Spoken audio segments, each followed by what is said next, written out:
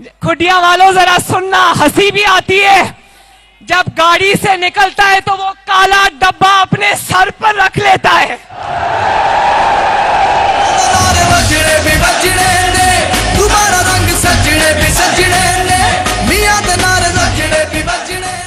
वो काला सा घूंघट निकाल के दुल्हन बन जाता है।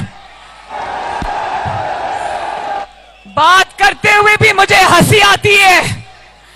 और फिर वो डब्बा हटाता है तो उस दिन देखा ना, मीनारे पाकिस्तान में डब्बा हटाया तो मीनारे पाकिस्तान के स्टेज को बुलेट प्रूफ बंकर में तब्दील कर दिया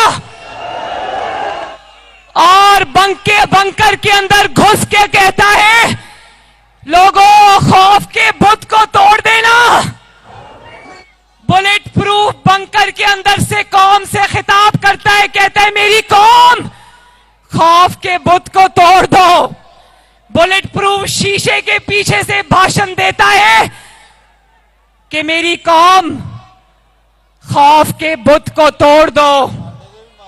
इतना डरपोक आदमी कभी पाकिस्तान की तारीख में देखा?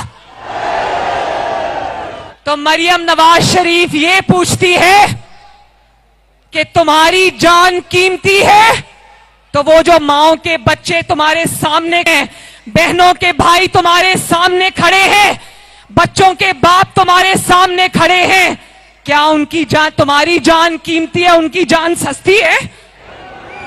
खुडिया वालों, इसके अपने बच्चे लंदन में महफूज हैं, उनको कोई उंगली नहीं उठा सकता उनके ऊपर, उनको कोई तकलीफ नहीं है, वो महफूज हैं। और कौम के बच्चों को इसने सड़कों पे मार खाने के लिए छोड़ा है। शर्म आनी चाहिए तुम्हें। ये बात याद रखना, खुदा ना खास्ता अगर मौका आया और आप पर कोई तकलीफ आनी हुई तो सबसे पहले आपकी बहन मरियम नवाज आपके सामने खड़ी होगी।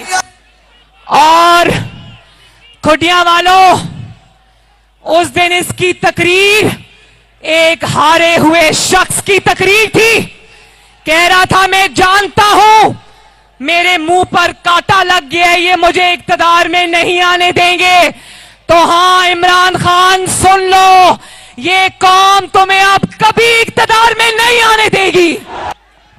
उस दिन 10 नकाती एजेंडा पेश कर रहा था तो खुडिया पूछते, जब 4 साल इक्तदार में थे तब वो 10 निकाती एजेंडा कहां कंबल लेकर सो रहा था?